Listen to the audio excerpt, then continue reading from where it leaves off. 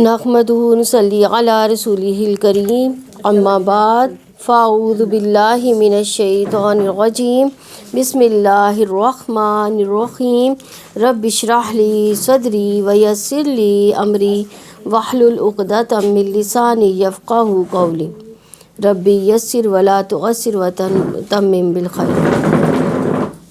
پارہ نمبر 4 اور آیت نمبر ہے 92۔ لن ہرگز نہیں تنالو تم حاصل کرو گے البر پوری نیکی کو حتیٰ یہاں تک کہ تنفقو تم خرچ کرو مما اس میں سے جو تحبون تم محبت کرتے ہو، وما اور جو بھی تنفقو تم خرچ کرو گے من شیئن کوئی چیز، من کا ادھر میننگ کوئی کے معنوں میں آ رہا ہے، ویسے من سے کے معنوں میں آتا ہے لیکن جب ایسے آ رہا ہو تو کوئی کے معنی بھی دیتا ہے۔ فَإِنَّ فَاتو اِنَّا یقیناً اللہ تعالیٰ بھی اس کو علیم پوری طرح جاننے والا ہے۔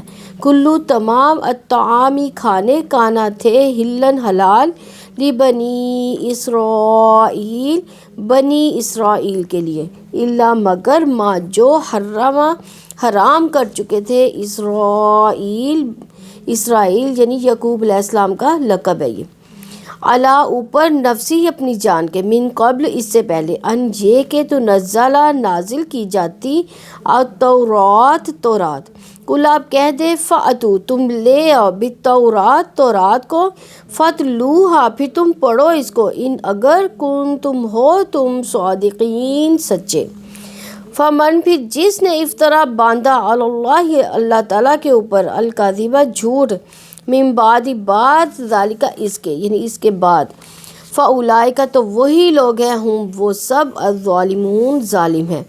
کل آپ کہہ دے صدقہ سچ فرمایا اللہ تعالیٰ نے، فتبعوا چنانچہ تم پیروی کرو، ملت کی ابراہیم علیہ السلام کی، حنیفاً جو یکسو تھا، وما اور نہیں کانا تھا وہ من المشرکین مشرکوں میں سے، انا یقیناً اولا پہلا بیتن گھر وضیع بنایا گیا للناس لوگوں کے لیے، لام سے یہ لی کے لیے، الناس لوگوں کے، للذی البتہ وہ ہے جو ببکہ مکہ میں ہے، مبارکن بابرکت، وہدن اور ہدایت للعالمین تمام جہانوں کے لیے۔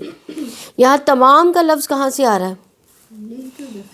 نہیں، لام سے یہ لی کا مطلب ہے کے لیے، تو تمام کا میننگ کہاں سے آیا؟ ال سے جیسے الحمد پڑھتے ہیں، الحمد کیا مطلب کیا ہے؟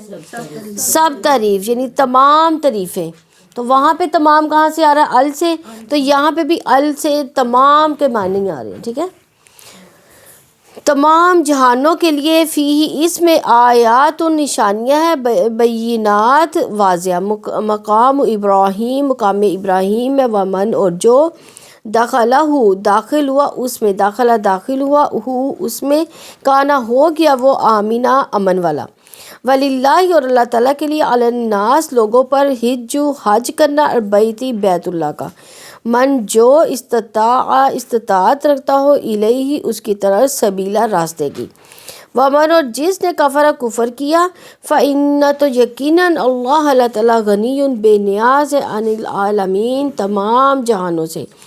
کل آپ کہہ دے یا اہل الکتاب اہل کتاب، لما کیوں تکفرون تم کفر کرتے ہو، بآیات اللہ اللہ تعالیٰ کی آیات کا، واللہ اور اللہ تعالیٰ شہید پوری طرح گواہ ہے، علی اوپر ما اس کے جو تعملون تم عمل کرتے ہو۔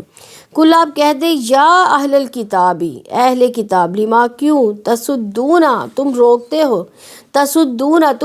ہو، عن سبیل اللہ اللہ تعالیٰ کی راہ سے، من اس شخص کو جو آمنہ ایمان لایا، تبغونہا تم تلاش کرتے ہو اس میں، تم بغو یعنی تلاش کرتے ہو، ہاں اس میں، عوجن کجی، وانتم حالانکہ تم شہداء گواہ ہو، وما اور نہیں اللہ تعالیٰ بغافل بے خبر، اما اس کے بارے میں جو تعملون تم عمل کرتے ہو، تا کا مطلب ہے تم، عمل کرتے ہو، واو نون کس کو ظاہر کر رہا ہے؟ جمع کو، یعنی تم سب عمل کرتے ہو. یا ایہا، اے لوگو، الذین جو آمنو ایمان لائے، ان اگر تطیعو تم اطاعت کرو گے، فریقاً ایک گروہ کی، من الذین ان لوگوں میں سے جنہیں اوتو دی گئی الکتاب کتاب، یردوکم وہ لوٹا دیں گے تمہیں بعد ایمانکم تمہارے ایمان کے، کافرین کافر بنا کر.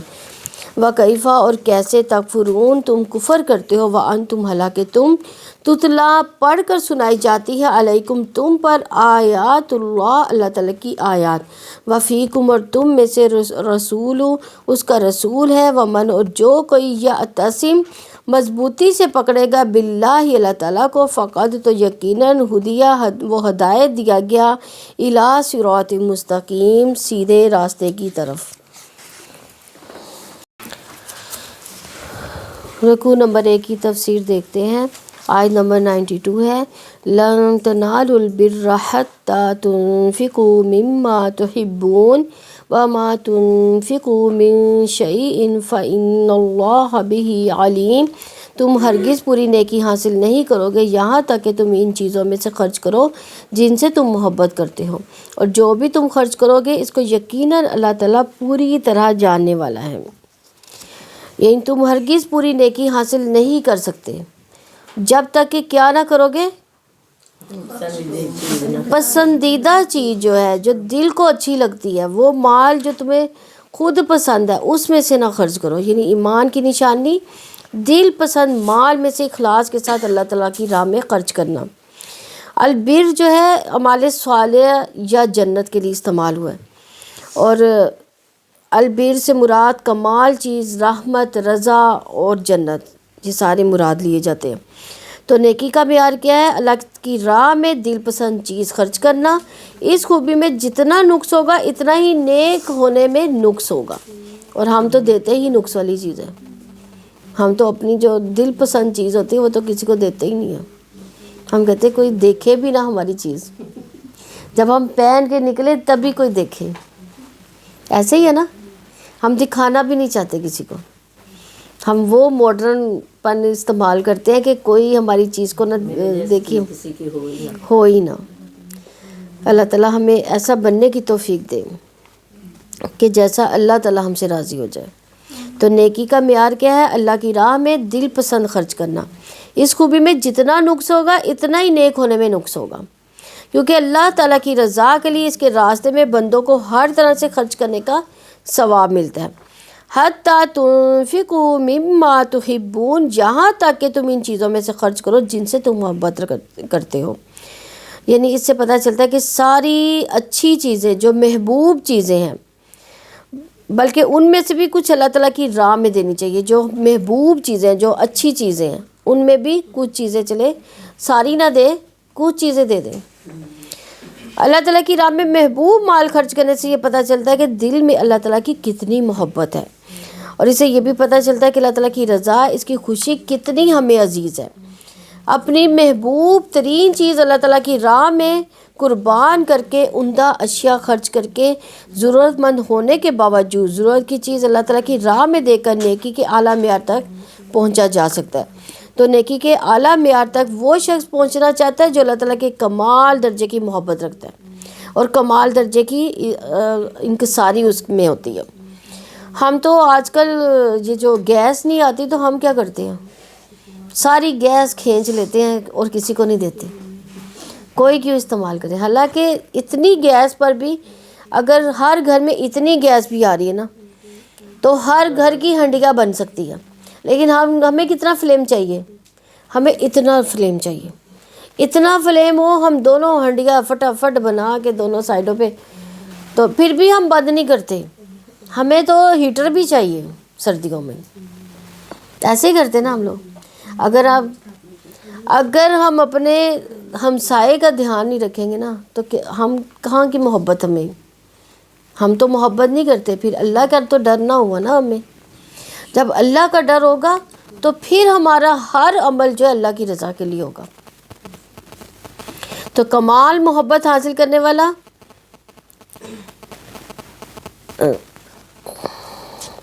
کمال کی محبت حاصل کرنے والا اپنی ہر چیز، مال، عزت، اقتدار وغیرہ اللہ تعالیٰ کی راہ میں قربان کر کے نیکی کے اعلیٰ معیار تک پہنچنا چاہتا ہے۔ جنہوں نے اللہ تعالیٰ کی راہ میں محبوب ترین مال خرچ کیا، ان کی بہت ساری مثالیں ہمیں صحابہ کرام میں بھی ملتی ہیں، جیسے کہ حضرت ابو طلحہ رضی اللہ عنہ مدینہ کے انصار میں اپنے کھجور کے باغات کی جیسے سب سے زیادہ مالدار تھے، اور اپنے باغات میں سب سے زیادہ پسند انہیں بیر روحا کا وہ باغ تھا، جس میں ایک کنواں بھی تھا، جو باغ مسجد نبوی صلی اللہ علیہ وسلم کے بالکل سامنے تھی، ٹھیک ہے، مسجد نبوی کے بالکل سامنے تھی، اور رسول اللہ صلی اللہ علیہ وسلم اس میں تشریف لے جایا کرتے تھے، اور اس کنویں کا پانی میٹھا تھا، اس لیے وہ اس کو پیا بھی کرتے تھے۔ حضرت انس رضی اللہ نے بیان کیا کہ جب یہ آیت نازل ہوئی، لن تنالوا البر حتی تنفقوا مما تحبون، یعنی تم ہرگز نیکی کے مقام کو نہیں پہنچ سکتے جب تک کہ تم ان چیزوں میں خرچ نہ کرو جس سے تم محبت رکھتے ہو۔ تو یہ سن کر ابو طلحہ نے کیا کیا ہوگا؟ انہوں نے کہا ہوگا کہ یہ تو میرا باغ ہے، میں نے تو نہیں کسی کو دینا، ایسے کہا ہوگا؟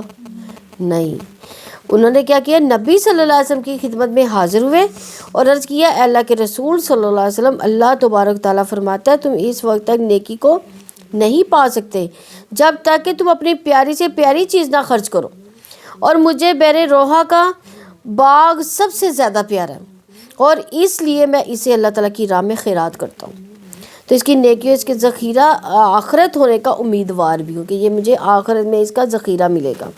اللہ تعالیٰ کے حکم سے جہاں آپ صلی اللہ علیہ وسلم مناسب سمجھے اسے استعمال کریں، انہوں نے اللہ کی راہ میں دے دیا۔ راوی نے بیان کیا، یہ سن کر آپ اللہ کے رسول صلی اللہ علیہ وسلم نے فرمایا، خوب، یہ تو بڑی ہی آمدنی کا مال ہے، یہ تو بڑے ہی نفع بخش ہے، جو بات تم نے کہی وہ میں نے سن لی، اور میں مناسب سمجھتا کہ تم اسے اپنے نزدیکی رشتہ داروں کو دے دو۔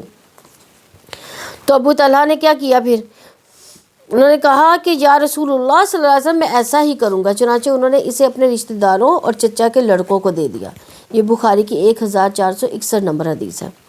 سیدنا عمر بن خطاب رضی اللہ عنہ نے عرض کیا، اے اللہ کے رسول صلی اللہ علیہ وسلم، مجھے خیبر میں سے جو حصہ ملا اس سے بڑھ کر نفیس مال مجھے آج تک حاصل نہیں ہوا، تو میں نے ارادہ کیا کہ میں اسے صدقہ کر دوں۔ آپ صلی اللہ علیہ وسلم نے فرمایا، اصل اپنے پاس رکھو اور اس کے پھل کو اللہ کے راستے میں تقسیم کر دو۔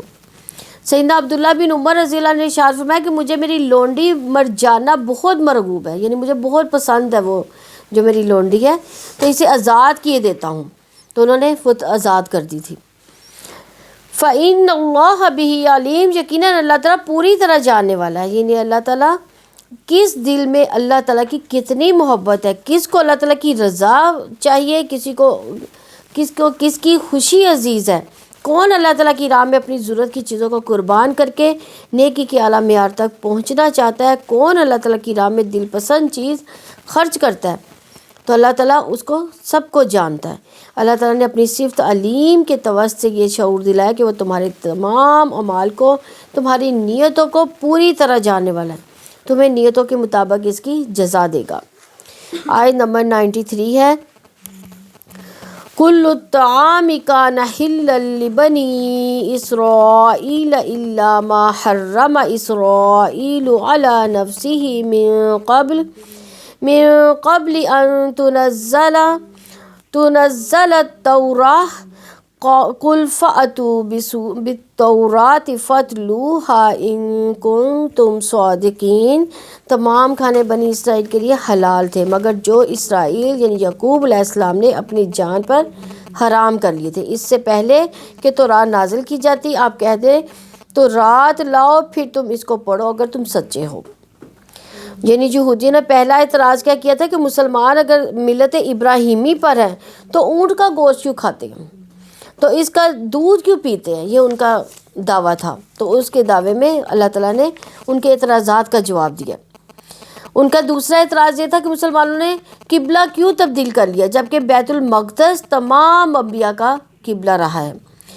تو کل الطعام کان حلا لبنی اسرائیل، تمام کھانے بنی اسرائیل کے لیے حلال تھے، یعنی کھانے پینے کی تمام اشیاء جو قرآن میں حلال ہے وہ بنی اسرائیل کے لیے بھی حلال تھی۔ یہ اللہ تعالیٰ نے ان کو اس بات کا جواب دیا کہ جو اب حلال ہے وہ بنی اسرائیل کے۔ بنی اسرائیل کون تھے؟ حضرت موسیٰ کی نہیں، حضرت یعقوب علیہ السلام، اسرائیل کا لقب ہے یعقوب علیہ السلام کا، اور یعقوب علیہ السلام کی اولاد جو ہے وہ اسرائیلی کہلائی۔ تو اللہ تعالیٰ آگے کہتے ہیں اِنَّمَا حَرَّمَ إِسْرَائِيلُ عَلَى نَفْسِهِ مِن قَبْلِ أَن تُنَزَّلَ التَّوْرَاةُ، یعنی مگر جو اسرائیل، یعنی اسرائیل سے مراد یعقوب علیہ السلام یہاں پہ ہے، اب بنی اسرائیل نہیں بولا گیا، اب خالی اسرائیل بولا گیا، پہلے بنی اسرائیل تھا یعنی یعقوب علیہ السلام کی اولاد، بنی سے مراد ہے نا کہ آل اولاد، بنی کا مطلب یہ ہے بیٹے سے ہے نا، تو یہاں سے آگے جو خالی اسرائیل بولا گیا، یعنی یعقوب علیہ السلام نے جو اپنی جان پر خود حرام کر لیا تھا۔ تو اس سے پہلے کہ تورات نازل کی جاتی، یعنی کچھ چیزیں بطور سزا بنی اسرائیل پر حرام کی گئی تھی، اس لیے کہ انہوں نے جرائم کا ارتکاب کیا تھا، جیسا کہ سورہ الانعام میں فرمایا گیا کہ اور ان لوگوں پر جو یہودی بن گئے تم نے ہر ناخون والے جانوروں کو حرام کر دیا تھا، اور گایوں اور بکریوں میں سے ہم نے ان پر ان دونوں کی چربیاں حرام کر دی سوائے اس کے جو ان دونوں کی پیٹھوں یا انتڑیوں نے اٹھایا یا جو کسی ہڈی کے ساتھ ملی ہوئی ہو، یہ ہم نے انہیں ان کی سرکشی کی وجہ سے سزا دی تھی، اور بلا شبہ یقیناً ہم ہی سچے ہیں۔ یعنی ان کو سرکشی کی وجہ سے سزا کے طور پر ان کو چربیاں جو تھی وہ حرام کر دی گئی تھی ان پر۔ لیکن جیسے آج کل ہمیں خون جو ہے وہ حرام ہے، لیکن بوٹی میں جو خون ہے وہ اس کی پکڑ نہیں ہے، یعنی ہم دھوتے ہیں گوشت کو لیکن پھر بھی جب ہنڈیاں پکانے لگتے ہیں تھوڑا بہت خون نکل آتا ہے، یعنی وہ حرام نہیں ہے، ٹھیک ہے۔ لیکن اگر ہم جیسے چربی اس وقت حرام تھی، اب کچھ چربی ہوتی ہے الگ ہوتی ہے، کچھ ہوتی ہے گوشت کے ساتھ مکس ہوتی ہے، جو گوشت کے ساتھ مکس ہوتی تھی نا وہ ان کو معاف تھی، لیکن جو الگ سے چربی تھی وہ ان پر حرام تھی۔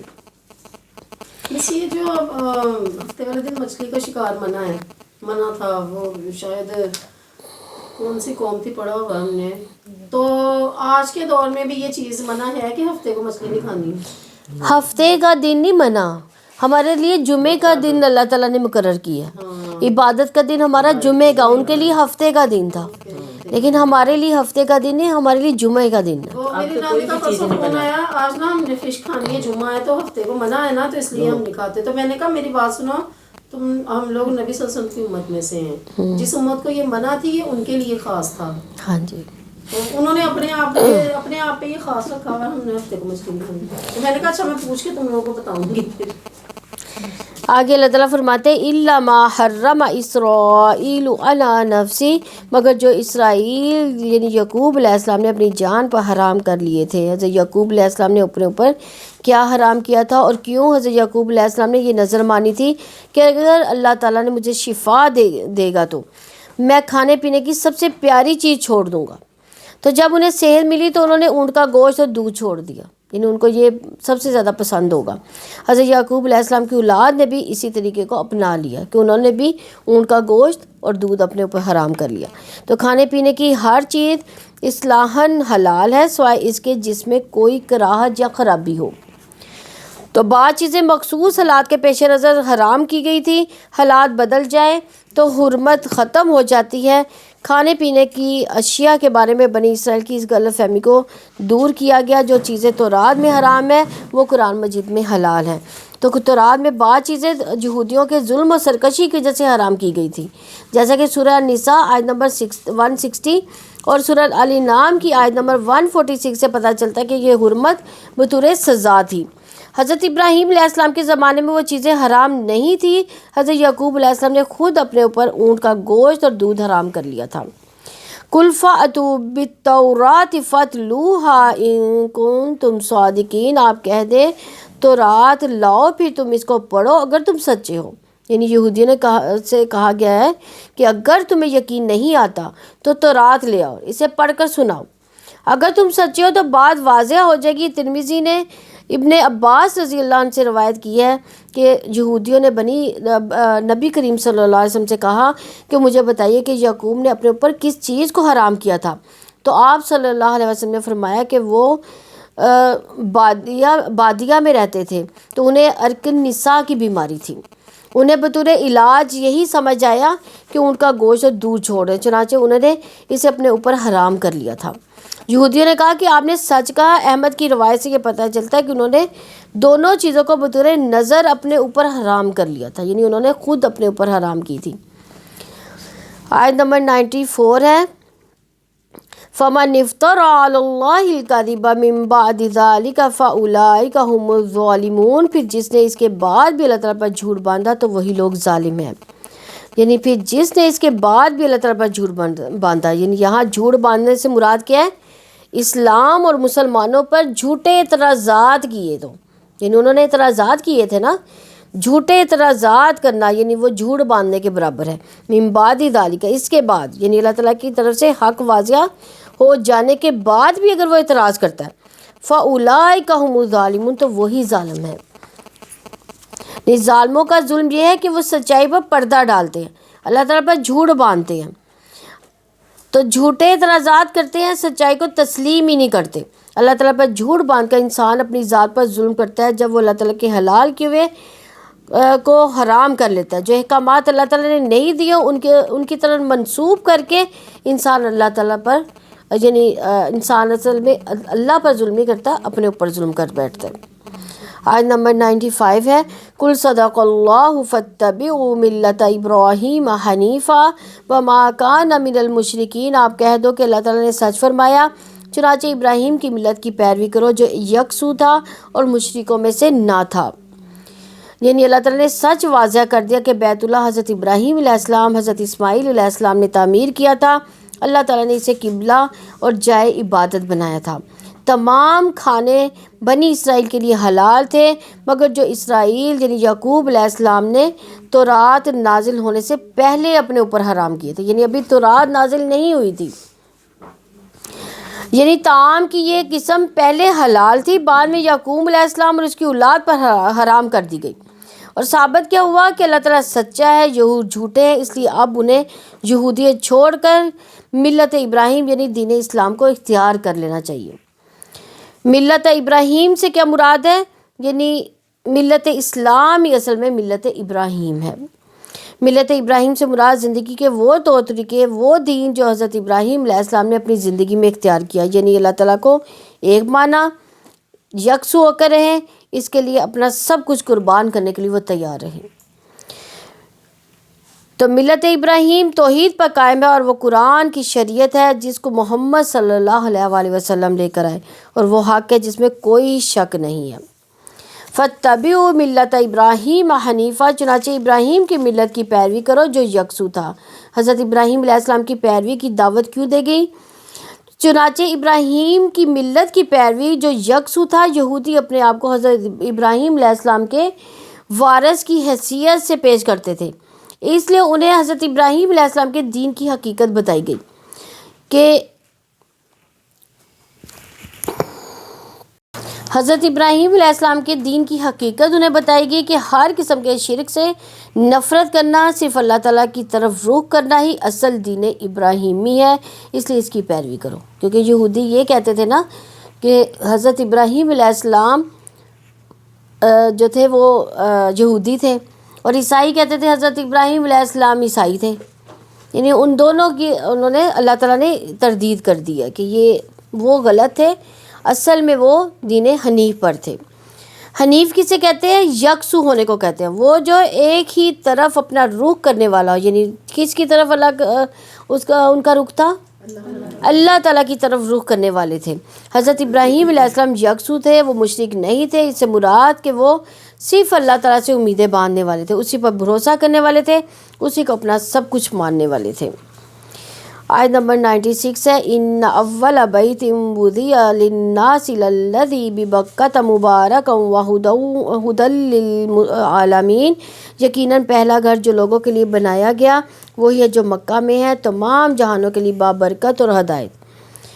یعنی یقیناً پہلا گھر جو لوگوں کے لیے بنایا گیا وہی ہے جو مکہ میں، یعنی اللہ تعالیٰ کے گھر کعبۃ اللہ کی 5 صفات یہاں پہ بیان کی گئی ہیں۔ وہ دنیا میں عبادت کے لیے مقرر کیا جانے والا سب سے پہلا گھر ہے، اور برکت والا۔ برکت کا مطلب خیر کا دوام اور کثرت ہے۔ دنیا میں اتنی برکت والا، اس قدر کثیر اور دائمی خیر والا اور مخلوق کے لیے اس قدر فائد کا حامل کوئی گھر موجود نہیں ہے۔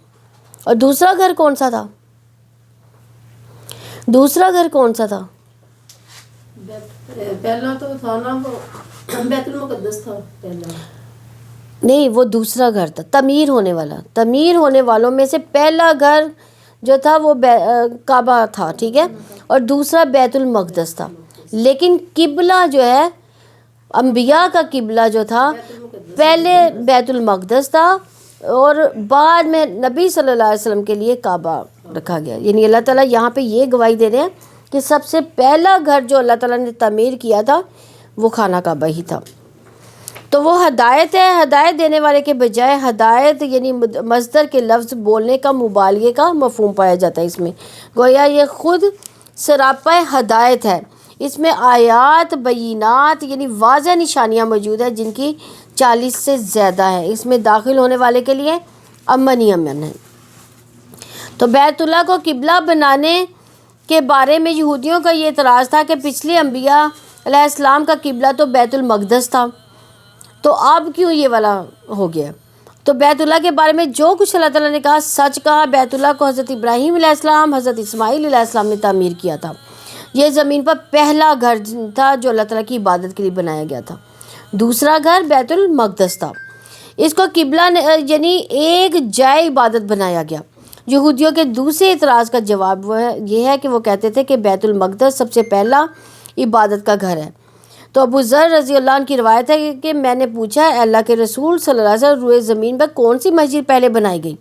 تو آپ صلی اللہ علیہ وسلم نے فرمایا مسجد حرام. یعنی میں نے پوچھا پھر کون سی؟ آپ صلی اللہ علیہ وسلم نے فرمایا مسجد اقصیٰ. تو میں نے پوچھا دونوں کے درمیان کتنی مدت کا فاصلہ ہے؟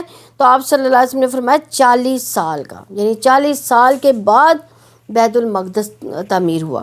یہ صحیح بخاری کی 3366 نمبر حدیث ہے. ابن قیم نے لکھا ہے کہ ابراہیم علیہ السلام نے بیت اللہ کو بنایا. اس کے 40 سال کے بعد یعقوب علیہ السلام نے مسجد اقصیٰ کو بنایا. تو بیت اللہ کی تعمیر کے مقصد کیا تھا؟ اس میں اللہ تعالیٰ کی عبادت کی جائے گی. یہ طواف کرنے والوں، عبادت کرنے والوں، رکوع اور سجدہ کرنے والوں کے لیے مخصوص رہے گا. امن و سلامتی کی جگہ رہے گی، لوگوں کے لیے قبلہ رہے گا، ہدایت و رہنمائی کا مرکز بن جائے گا. یعنی یہ اس کا تھا، اس کا مقصد. آیت نمبر 97 ہے فیہ آیۃ بینات مقام ابراہیم ومن دخلہ کان آمنا وللہ علی الناس حج البیت من استطاع الیہ سبیلا ومن کفر فإن اللہ غنی عن العالمین. اس میں واضح نشانی ہے مقام ابراہیم ہے، اور جو اس میں داخل ہوا وہ امن والا ہو گیا. اور اللہ تعالیٰ کے لیے لوگوں پر اس گھر کا حج فرض ہے. جو اس کی طرف راستے کی استطاعت رکھتا ہو، اور جس نے کفر کیا تو یقیناً اللہ تعالیٰ تمام جہانوں سے بے نیاز ہے. بدیہ ادھر کتنے بجے تک ہوتی ہیں؟ اس آیت میں بیت اللہ کی خصوصیت کن حوالیوں سے بیان کی گئی ہے یہ دیکھنا پڑے گا. یعنی اس میں روشن نشانیوں کا بتایا گیا ہے. یعنی مقام ابراہیم جو ہے یعنی وہ اس کی روشن نشانی ہے. مقام ابراہیم کیوں روشن نشانی ہے؟ سب کو ادھر نظر کی خانہ کعبہ کے پاس ہی ہے. ہاں یعنی نہیں، تعمیر کیا تھا. ہاں یعنی اس میں یہ نہیں ہے کہ پیروں کے بس صرف نشان ہی ہے، یعنی ایسے پیر گڑے ہوئے ہیں جیسے بیچ میں، اس وجہ سے ہاں جی نیچے تک ہیں پاؤں. تو یہ اللہ تعالیٰ کی نشانی ہے. تو جو اس میں داخل ہو جائے گا وہ امن میں ہوگا. یہ بھی اس کی نشانی میں سے ہے. یعنی جو خانہ کعبہ کے اندر داخل ہو گیا وہ امن میں ہوگا. یعنی آپ وہاں پہ کبھی جائیں، اللہ تعالیٰ ہم سب کو وہاں پہ لے کر جائے، تو آپ دیکھیے گا نہ رات کے ٹائم پہ کبھی خوف آتا ہے. یعنی وہاں پہ کوئی بھی نہیں ہوگا تو کوئی خوف نہیں آتا. یعنی وہاں پہ امن ہی امن ہے، امن کی جگہ وہ. تو اسی طرح زمزم کا کنواں وہاں پہ نشانی ہے. حجر اسود جو ہے یہ اللہ تعالیٰ کی نشانی ہے. پھر مقام ابراہیم، صفا مروہ بھی جو ہے اللہ تعالیٰ کی نشانیوں میں سے ہیں. تو اللہ تعالیٰ فرماتے ہیں مقام ابراہیم، یعنی مقام ابراہیم سے مراد وہ پتھر جس پر کھڑے ہو کر حضرت ابراہیم علیہ السلام نے بیت اللہ کی تعمیر کی تھی. آج یہ پتھر سہر حرم میں ملتزم کے سامنے نصب کر دیا گیا ہے. سیدنا ابن عباس صلی اللہ علیہ وسلم فرماتے ہیں آیات بینات میں سے ایک مقام ابراہیم بھی ہے اور باقی اور بھی ہیں۔ مجاہد رحمہ اللہ فرماتے ہیں کہ خلیل اللہ کے قدموں کے نشان جو مقام ابراہیم تھے یہ بھی آیات بینات میں سے ہیں۔ تو بیت اللہ میں مقام ابراہیم کی موجودگی اس بات کا واضح ثبوت ہے کہ حضرت ابراہیم علیہ السلام نے اس کو تعمیر کیا۔ تو زمین پر جو پہلا گھر تھا وہ کون سا تھا؟ خانہ کعبہ، یعنی زمین پر اللہ تعالیٰ کا پہلا گھر ہے جسے حضرت ابراہیم علیہ السلام نے حضرت اسماعیل علیہ السلام نے تعمیر فرمایا۔ تو اس میں مقام ابراہیم ہے جو اس میں داخل ہوتا ہے اسے امن نصیب ہوتا ہے، اور جو اس گھر تک پہنچنے کی استطاعت رکھتا ہے اس کے لیے حج کرنا چاہیے۔ تو سب سے پہلے کہ حضرت ابراہیم علیہ السلام نے ان کو تعمیر کیا تھا خانہ کعبہ کو۔ خانہ کعبہ کو سب سے پہلے جو ہے نا فرشتوں نے بنایا تھا، جب انسان پیدا نہیں ہوتے سب سے پہلے فرشتوں نے بنایا تھا۔ اس کے بعد جب آدم علیہ السلام کو زمین پہ بھیجا گیا تو آدم علیہ السلام نے اس کی تعمیر کی، حضرت آدم علیہ السلام نے۔ اس کے بعد جب نوح کا وہ جو آیا طوفان آیا تو اس میں پھر یہ اس پر تباہی ہوگی، پھر حضرت ابراہیم علیہ السلام نے اور حضرت اسماعیل علیہ السلام نے تعمیر کیا۔ ومن دخلہ کان آمنا، اور جو اس میں داخل ہوا وہ امن والا ہو گیا۔ یعنی بیت اللہ کے ارد گرد کا علاقہ حرم ہے جس کی حدود معروف ہے، اور جو اس میں داخل ہوا اسے اپنے نفس مال عزت کا کوئی خوف نہیں رہتا۔ سیدنا جابر رضی اللہ عنہ سے روایت ہے، فرمایا کہ میں نے نبی کریم صلی اللہ علیہ وآلہ وسلم سے سنا، آپ صلی اللہ علیہ وسلم فرماتے ہیں کہ تم میں سے کسی کے لیے حلال نہیں کہ مکہ مکرمہ میں اسلحہ اٹھائے۔ صحیح مسلم کی 3307 نمبر حدیث ہے۔ سیدنا ابن عباس رضی اللہ عنہ فرماتے ہیں بیت اللہ پناہ چاہنے والوں کو پناہ دیتا ہے لیکن جگہ اور کھانا پینا نہیں دیتا۔ وَلِلَّهِ عَلَى النَّاسِ حِجُّ الْبَيْتِ مَنِ اسْتَطَاعَ إِلَيْهِ سَبِيلًا، اور اللہ تعالیٰ کے لیے لوگوں پر اس گھر کا حج فرض ہے جو اس کی طرف راستے کی استطاعت رکھتا ہو۔ یعنی اللہ تعالیٰ نے حج کے واجب ہونے کا ذکر اس کے حق کی تاکید، اس کی حرمت کی تعظیم کے لیے بلیغ الفاظ میں کی ہے کہ اس کے فرض ہونے میں کوئی اختلاف نہیں ہے۔ وہ اسلام کے ارکان میں سے ایک اہم رکن ہے اور عمر میں ایک بار سے زیادہ واجب نہیں ہے۔ یعنی اگر آپ زیادہ دفعہ کرنا چاہیں تو کر سکتے ہیں، لیکن ایک دفعہ جو ہے وہ فرض ہے۔ سیدنا ابو ہریرہ رضی اللہ عنہ سے روایت ہے، وہ فرماتے ہیں کہ رسول اللہ صلی اللہ علیہ وسلم نے ہمیں خطبہ دیا، فرمایا اے لوگو تم پر حج فرض کر دیا گیا، بس تم حج کرو۔ تو ایک آدمی نے عرض کیا اللہ کے رسول صلی اللہ علیہ وسلم کیا ہر سال حج فرض کیا گیا؟ آپ خاموش رہے یہاں تک کہ اس نے آپ صلی اللہ علیہ وسلم سے 3 مرتبہ عرض کیا۔ یا رسول اللہ صلی اللہ علیہ وسلم نے فرمایا اگر میں کہہ دیتا ہاں تو ہر سال واجب ہو جاتا اور تم اس کی استطاعت ہی نہ رکھتے۔ پھر آپ صلی اللہ علیہ وسلم نے فرمایا کہ جن باتوں کو میں چھوڑ دیا کروں تو ان کے بارے میں مجھ سے نہ پوچھا کرو، کیونکہ تم سے پہلے لوگ کثرت سوال کی وجہ سے ہلاک ہوئے اور وہ اپنے نبیوں سے اختلاف کرتے تھے۔ جب میں تمہیں کسی چیز کا حکم دوں تو حسب استطاعت تم اسے اپنا لو، جب تمہیں کسی چیز سے روک دوں تو تم اسے چھوڑ دو۔ صحیح مسلم کی 3257 نمبر حدیث ہے۔ حسن نے کہا نبی صلی اللہ علیہ وسلم نے یہ آیت تلاوت کی وَلِلَّهِ عَلَى النَّاسِ حِجُّ الْبَيْتِ مَنِ اسْتَطَاعَ إِلَيْهِ سَبِيلًا، تو ایک شخص نے کہا اے اللہ کے رسول صلی اللہ علیہ وسلم سبیل کیا ہے؟ آپ نے فرمایا زاد راہ اور سواری، یعنی زاد راہ کیا ہے؟ ہاں، یعنی سفر کا سامان، کھانے پینے کا سامان، پہننے اوڑھنے کا سامان۔ تو یہ آیت وجوب حج کی دلیل ہے۔ تو حج کیسا فرض ہے؟ زندگی میں ایک بار استطاعت رکھنے والوں کے لیے فرض ہے۔ سیدنا عمر رضی اللہ عنہ نے فرمایا جو حج کی طاقت رکھنے کے باوجود حج نہ کرے اس کے لیے برابر ہے یہودی ہو کر مر جائے یا عیسائی ہو کر۔ ابن کثیر نے کہا اس کی اسناد صحیح ہے۔ مسلم سعید بن منصور میں سے کہ فاروق اعظم رضی اللہ عنہ نے فرمایا میرا مقصد ہے کہ میں لوگوں کو مختلف شہروں میں بھیجوں، وہ دیکھیں جو لوگ باوجود مال رکھنے کے حج نہ کرتے ہیں ان پر جزیہ لگا دوں۔ وہ مسلمان نہیں ہیں، وہ مسلمان نہیں ہیں، یعنی ان کے پاس روپیہ پیسہ ہے لیکن پھر بھی وہ حج نہیں کرے۔ آج بھی دیکھیں ایسی مثالیں ہمیں ارد گرد بہت مل جاتی ہیں، جن کے پاس پیسہ ہے لیکن حج کا ان کو ذہن میں خیال بھی نہیں آتا۔ مسند کی ایک اور حدیث میں ہے، رسول اللہ صلی اللہ علیہ وسلم فرماتے ہیں فرض حج جلدی ادا کرو، نہ معلوم کل کیا پیش آئے۔ ابو داؤد وغیرہ میں ہے حج کا ارادہ کرنے والے کو جلد اپنا ارادہ پورا کر لینا چاہیے، تفسیر ابن کثیر کی روایت ہے۔ تو قرآن مجید نے استطاعت رکھنے کے باوجود حج نہ کرنے کو کفر سے تعبیر کی ہے۔ اللہ تعالیٰ کے گھر اور اس کی نشانیوں کی زیارت، جن کی وجہ سے انسان کا اپنے رب سے خاص تعلق پیدا ہوتا ہے، اللہ تعالیٰ کی غلامی کے لیے اس کی پکار پر لبیک کہنا سیکھنا۔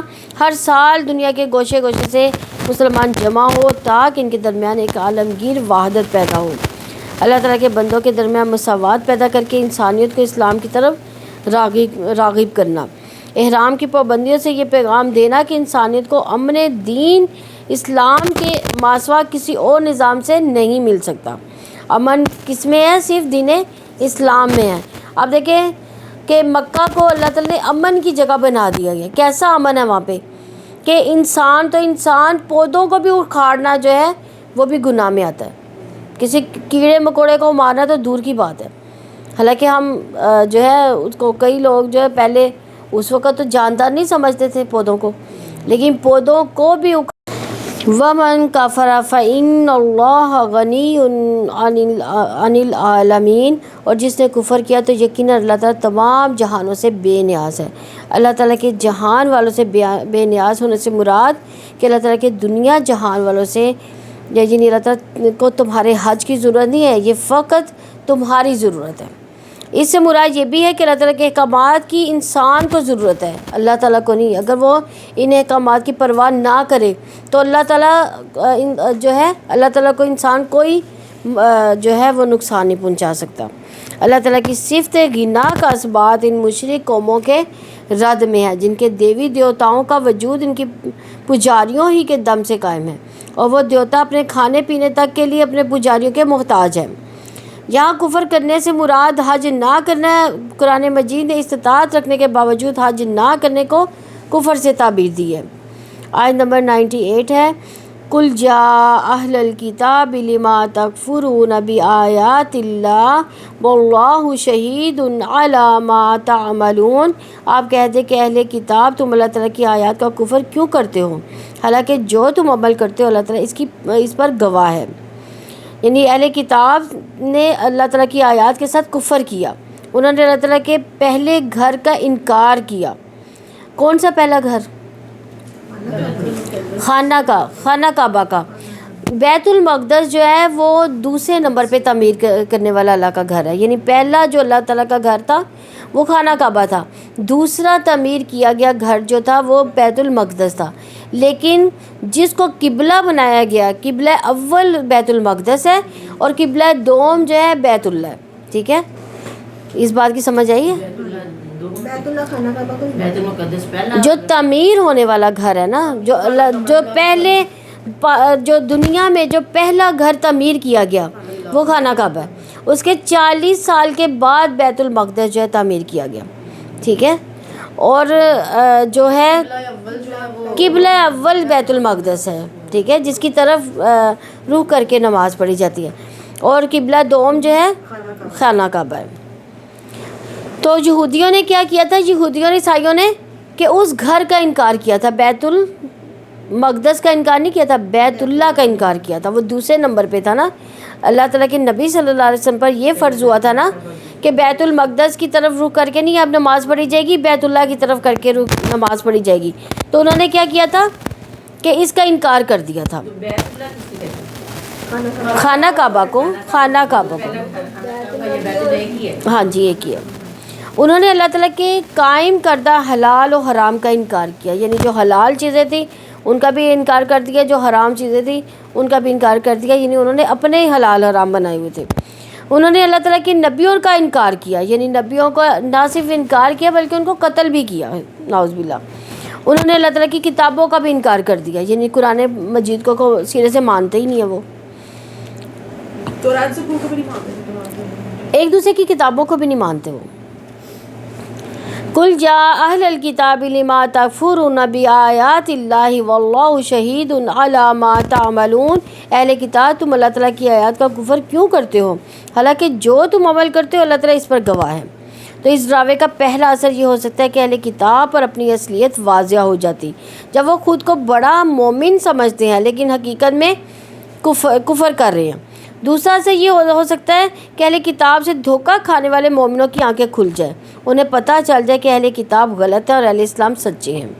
تیسرا اثر یہ ہو سکتا ہے کہ ان کے دل میں یہ خوف پیدا ہو کہ میرے اعمال پر اللہ تعالیٰ گواہ ہے، اس طرح وہ کفر کرنے سے بچ جائیں، کیونکہ جو یہاں سے ہجرت کر کے جب مسلمان وہاں گئے تھے تو یہودی تو بہت پڑھے لکھے تھے، تو ان پر جو تھے ان کے اثرات بھی ہوتے تھے، یعنی وہ کسی نہ کسی طرح سے نا اپنے حصار میں لے جاتے۔ جیسے آج کل بھی آپ دیکھیں کہ ایک پڑھا لکھا جو شخص ہے وہ اس کا روب جو ہے ان پڑھ کے مقابلے میں زیادہ ہوتا ہے، تو یہی حساب تھا تب بھی۔ تو ان کو یہ تھا مسلمانوں کو کہ یہ لوگ جو ہے نا ہم سے زیادہ پڑھے لکھے ہیں، یہ جو بات کریں گے اتھینٹک کریں گے، یہ صحیح بات ہوگی، لیکن انہوں نے مسلمانوں کو گمراہ کرنا شروع کر دیا تھا۔ پھر اللہ تعالیٰ نے قرآن پاک میں اس طرح سے اس کی وضاحت کی۔ آیت نمبر 99 ہے، قل جا اہل الکتاب لما تصدون عن سبیل اللہ من آمن تبغونہا عوجا وانتم شہداء وما اللہ بغافل عما تعملون۔ آپ کہتے کہ اہل کتاب تم کیوں اللہ تعالیٰ کی راہ سے روکتے ہو اس شخص کو جو ایمان لایا ہے، تم اس راہ میں کجی تلاش کرتے ہو حالانکہ تم خود گواہ ہو، اور اللہ تعالیٰ اس کے بارے میں ہرگز بے خبر نہیں جو تم عمل کرتے ہو۔ یعنی سبیل اللہ سے مراد، اللہ تعالیٰ کی راہ سے مراد اس کے نبی، اس کی کتاب کا راستہ۔ تو یہودی کیا کرتے تھے، مسلمانوں کی اس راہ سے ہٹاتے تھے، کیونکہ مسلمانوں کو بھی اندازہ تھا کہ یہودیوں کے پاس پہلے کتاب ہے اور وہ نبی آخری نبی آنے کی تمام نشانیوں کو جانتے ہیں، تو اس وجہ سے بھی وہ ان کے دھوکے میں آ جاتے تھے۔ تو اللہ تعالیٰ نے کیا کہا کہ وہ تم نبی اور اس کے کتاب کے راستے سے ہٹاتے ہیں لوگوں کو، یعنی وہ اس طریقے سے ہٹاتے تھے کہ مسلمانوں کو بھی نہیں پتہ چلتا تھا۔ لما تصدون عن سبیل اللہ، تم کیوں اللہ تعالیٰ کی راہ سے روکتے ہو۔ یہود خود کو تو کفر کرتے تھے، اب ان کی اتنی جرت ہو گئی تھی کہ طرح طرح سے لوگوں کو بھی دین حق سے روکنے کی کوشش کرتے تھے اور اسی فکر میں لگے رہتے تھے۔ اہل کتاب حق کو نہیں مانتے تھے، اس لیے انہیں کسی کا حق پر چلنا گوارا نہیں تھا۔ باطل پرستی اور باطل سے محبت کا یہ تقاضا تھا کہ وہ حق سے روکے، اس لیے وہ باطل کی حمایت میں لوگوں کو اللہ تعالیٰ کے راستے سے چلنے سے روکتے تھے۔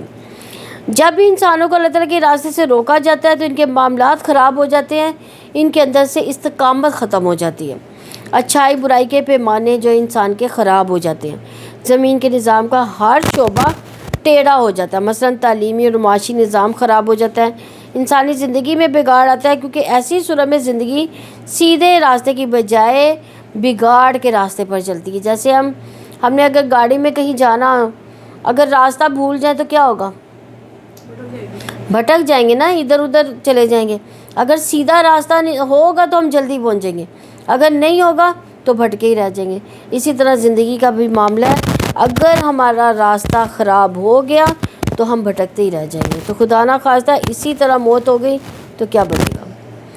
تبغون عوجا، تم اس راہ میں کجی تلاش کرتے ہو۔ یہ اہل کتاب کیا کرتے ہیں کہ اللہ تعالیٰ کی راہ میں کجی تلاش کرتے ہیں، اللہ تعالیٰ کے دین والے جو حق کے راستے پر چلتے ہیں، آپ ان کے لیے کجی اور گمراہی چاہتے ہو۔ آپ لوگ ہدایت پر استقامت اختیار کرنے میں کجی تلاش کرتے ہو۔ اہل کتاب دلوں میں اسلام کے بارے میں شکوک و شبہات پیدا کر کے اللہ تعالیٰ کی راہ میں کجی تلاش کرتے ہیں۔ اہل کتاب خود اسلام کی سچائی کا انکار کر کے مسلمانوں کے لیے اللہ تعالیٰ کی راہ میں کجی تلاش کرتے ہیں۔ جیسے آج بھی آپ دیکھیں یہودی اور عیسائی کیا کر رہے ہیں، یہ قرآن پڑھتے ہیں، لیکن کیوں پڑھتے ہیں؟ تاکہ اس میں سے کوئی ٹیڑھ پن نکل آئے ہمارے لیے، ہم مسلمانوں پہ تھوپ دیں کہ یہ اس وجہ سے ہیں۔ یہ تو اسلام پر اعتراضات عائد کر کے مسلمانوں کے دلوں میں رسول اللہ صلی اللہ علیہ وسلم کے شکوک و شبہات پیدا کر کے اللہ تعالیٰ کی راہ میں وہ کجی تلاش کرتے ہیں۔ اہل کتاب طاقت کے ذریعے زبردستی اسلام کے راستے سے روک کر اللہ تعالیٰ کی راہ میں کجی تلاش کرتے ہیں۔ آج بھی یہودی اور عیسائیوں کی جانب سے یہ سلسلہ جاری ہے۔ وَأَنْتُمْ شُهَدَاءُ، حالانکہ تم خود گواہ ہو۔ اہل کتاب دین اسلام کے حق ہونے اور محمد صلی اللہ علیہ وسلم کے رسول ہونے پر گواہ ہیں۔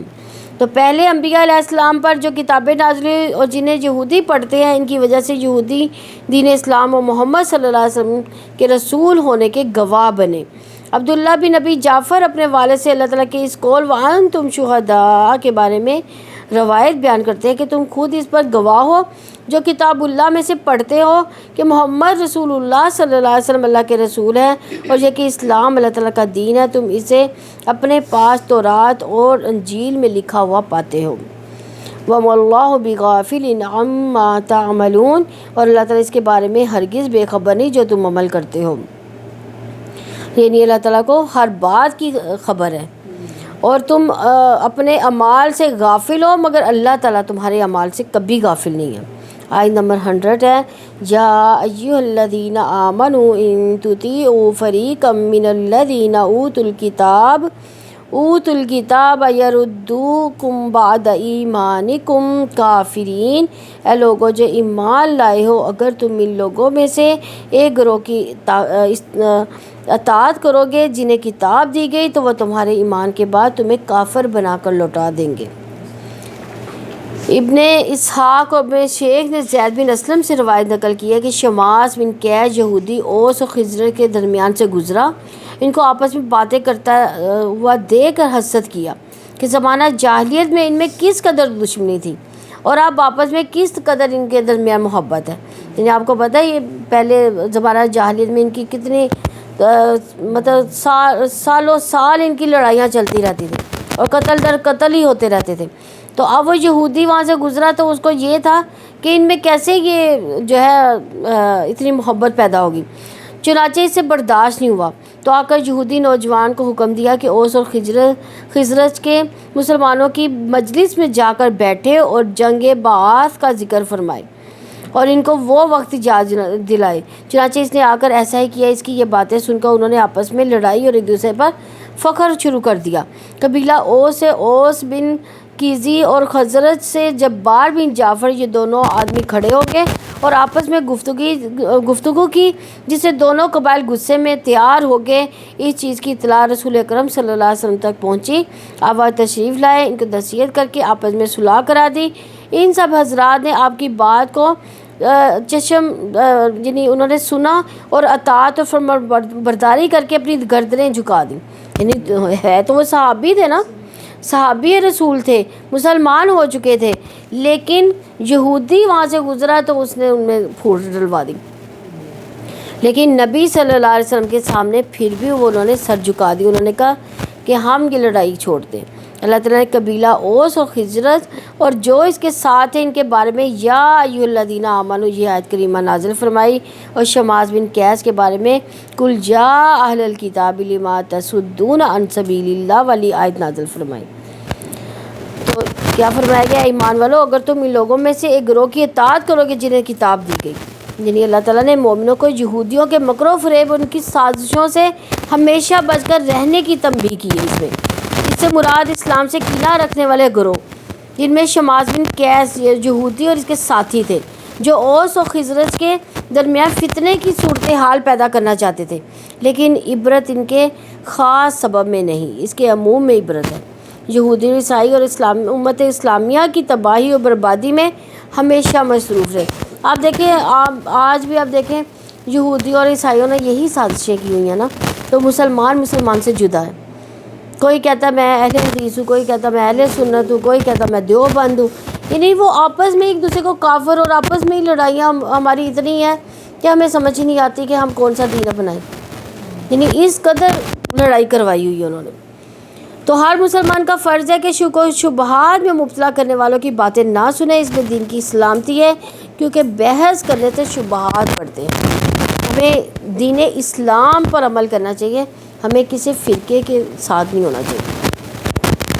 پہلے کتاب کی اطاعت سے مراد ان کی ہدایات اخذ کرنا، ان کی نقالی کرنا، ان کی عادات و اطوار اپنانا، ان سے پالیسیاں لینا۔ اہل کتاب کی اطاعت اس بات کا ثبوت ہے کہ مسلمانوں نے اندر سے شکست قبول کر لی۔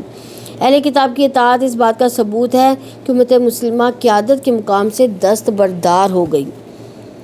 اہل کتاب کی اطاعت سے اسلامی نظام زندگی کی صلاحیت میں شک پیدا ہو جاتا ہے کہ وہ اس دور کے لوگوں کی رہنمائی کریں، ان کی ترقی، نشوونما اور تنظیم کریں۔ یردوکم بعد ایمانکم کافرین، اور تو وہ تمہارے ایمان کے بعد تمہیں کافر بنا کر لوٹا دیں گے۔ یعنی اس سے کفر سے مراد مسلمان ہوتے ہوئے کفر ہے، اس سے مرتد ہونا مراد نہیں ہے، کیونکہ اللہ تعالیٰ نے دو لڑنے والے گروہوں کو مومن قرار دے کر ان کے درمیان اصلاح کروانے کا حکم دیا۔ ایمان کے بعد پھر کافر بنا دینے والی باتوں میں آپس میں قتال بھی شامل ہے، اور اگر ان کی بات مانو گے تو آپس کے اتفاق اور محبت سے محروم ہو جائے گا۔ یعنی اگر دو مسلمان آپس میں لڑتے ہیں تو کیا ہے، وہ بھی کفر کی حالت ہی ہے، ٹھیک ہے نا، وہ بھی کافر ہی ہے۔ ایک دوسرے مسلمان جو ہے اس کا خون اس پر حرام ہے۔ نبی صلی اللہ علیہ وسلم نے فرمایا میرے بعد تم گمراہ نہ ہو جانا کہ ایک دوسرے کی گردن مارنے لگو۔ صحیح بخاری کی 4064 نمبر حدیث ہے۔ اہل کتاب مسلمانوں کے بارے میں یہ حرص رکھتے ہیں کہ وہ امت مسلمہ کو اپنے عقیدے اور نظریات سے ہٹا دیں۔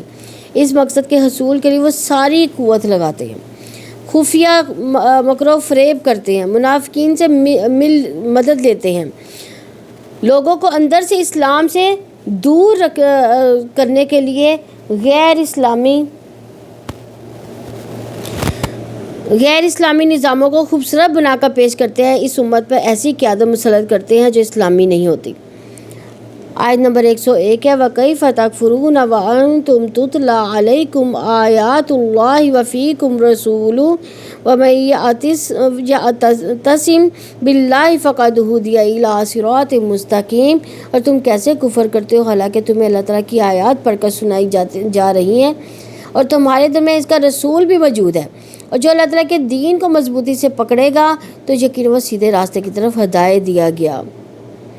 یعنی اللہ تعالیٰ نے یہود و نصارہ کے مکر و فریب سے یہاں سے ڈرایا کہ ایمان لانے کے بعد مسلمانوں کے کفر کا انکار کیا ہے کہ تم کیسے کفر کرتے ہو حالانکہ تمہیں اللہ تعالیٰ کی آیات پڑھ کر سنائی جاتی ہیں، تمہارے درمیان اس کا رسول بھی موجود ہے۔ اللہ تعالیٰ نے گزشتہ واقعے کو مد نظر رکھتے ہوئے خبر دی ہے کہ مسلمانوں کی جماعت کفر کو قبول نہیں کر سکتی۔ اللہ تعالیٰ نے فرمایا تمہارا کفر کرنا ممکن نہیں، اس کے لیے دلائل دیے کہ تم پر اللہ تعالیٰ کی آیات کی تلاوت کی جا رہی ہے، تمہارے اندر اللہ کا رسول موجود ہے، تو کفر کرنے اور ایمان سے دور ہونے کی صورتوں میں دین کے اجزاء کو بدلنا شامل ہے۔ اللہ تعالیٰ نے تعجب کا یہاں اظہار کیا کہ مسلمانوں کی جماعت کفر کو کیسے قبول کر سکتی ہے حالانکہ تمہیں اللہ تعالیٰ کی آیات پڑھ کر سنائی جاتی ہیں، تمہارے درمیان اس کا رسول بھی موجود ہے۔